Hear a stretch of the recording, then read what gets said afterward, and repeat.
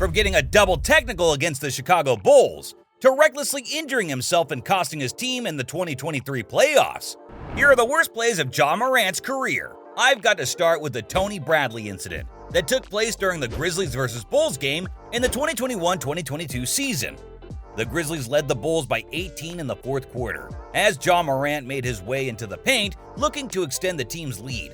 He was fouled as soon as he got in by Tony Bradley's flailing leg, and as the ref whistled to signal the foul, Bradley and Morant came a little too close to each other. If you ask me, it was 100% Bradley's fault, both the foul and the way he didn't let Ja leave, trying to embrace him, but obviously not in a kind way.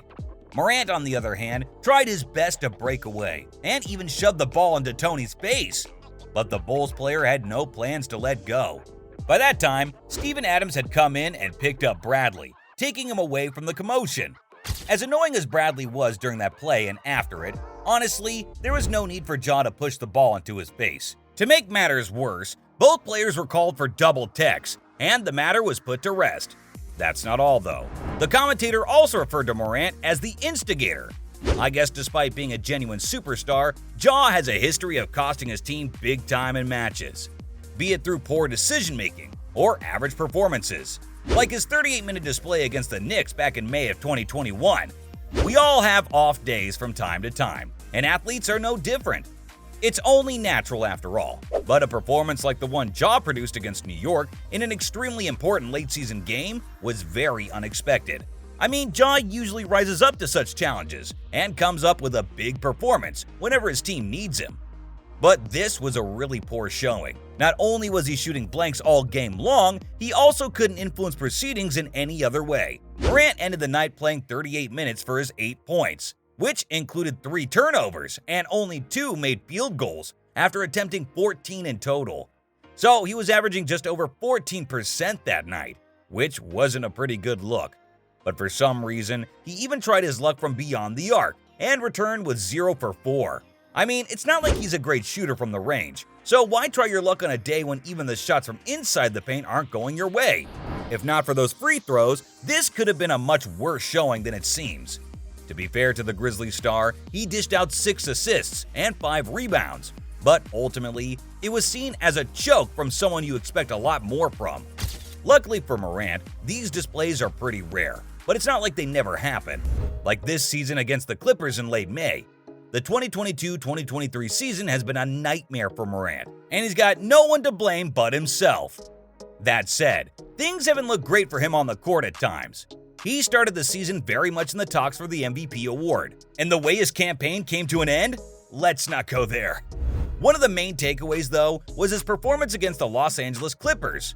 Even more surprising is that Ja struggled to do anything in front of his home support, scoring only 10 points and grabbing 5 rebounds and 4 assists.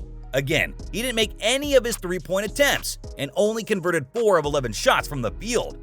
Now, I know this wasn't as bad as the one against the Knicks, but because it happened more recently, you've got to question whether off-court trouble is finally catching up with him. You know what this reminds me of? Remember the time the Wizards put the stops on Morant back in early November 2021? As electrifying as Morant is, he simply couldn't find a way to hack it against the Wizards that night. Washington really wanted a win, and one way to win games against the Grizzlies is by keeping Ja quiet. To what extent, though? Well, the Wizards didn't hold back. They went all out. Morant had no idea what hit him because they had a plan, and the players executed it perfectly, keeping him to 11 points on 4 of 17 shooting from the field. It's not like he wasn't used to taking that many shots. I mean, this was the 41st time he took 17 shots in a single game, but never before had he made 4 or less.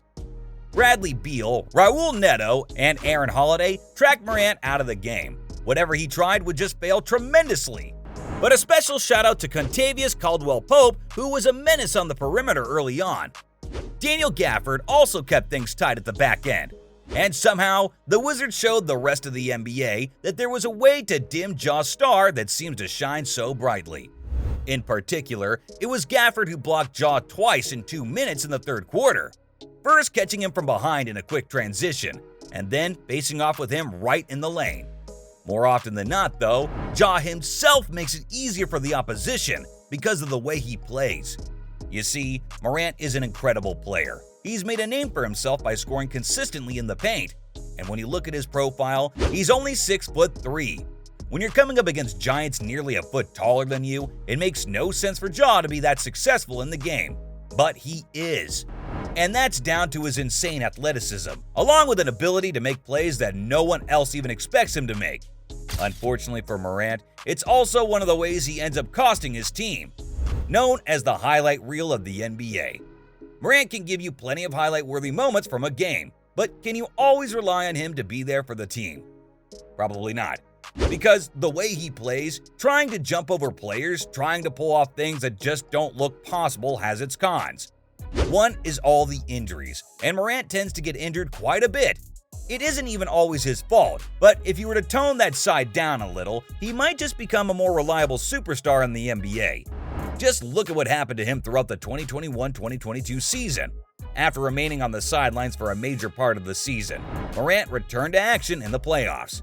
And the Grizzlies actually took the fight to the Warriors.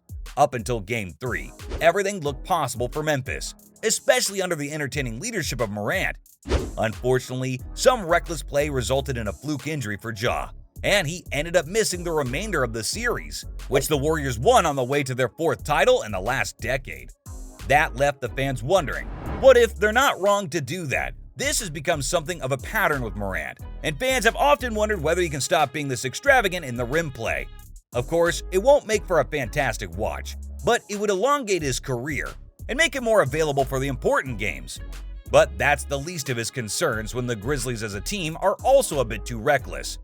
When Dillon Brooks isn't trash-talking opponents and getting into fights on a regular basis, T. Morant, Ja's father, is sitting courtside and squaring up with Shannon Sharpe instead.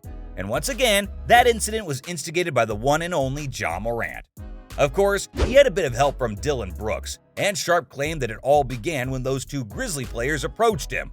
But then, Ja's father also entered the fray. Like father, like son, huh? The situation eventually settled before things got too ugly. But the fact is, Ja and the Grizzlies' core are a little too similar. As an organization, they're not much liked by regular NBA fans, and their antics aren't widely enjoyed either. Ja is in the same boat, especially with his many off-court controversies, and these incidents don't paint his fantastic abilities well enough. If Ja is going to realize his true potential, he's going to need to stay away from such trouble, while also trying to play a little less dangerously, because what he did in the 2023 playoffs against the Lakers was inexcusable. If you want to be the face of the franchise and you want to be known as a leader, you've got to cut out your reckless side. And it seems like Morant's having a hard time understanding this. Despite missing a considerable number of games due to his off-court controversies, Ja and the rest of the Grizzlies were ready to build on their impressive regular season results by knocking out the 7th seed, the Lakers, in the first round. What happened instead was that Morant injured himself due to airborne vulnerability.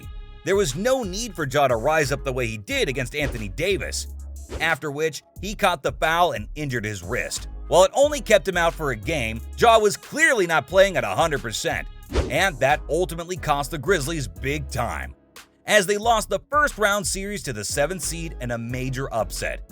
So, from being super careless against the Lakers in the 2023 playoffs, to getting a double technical against the Chicago Bulls in 2021, these were the worst plays of Ja Morant's career.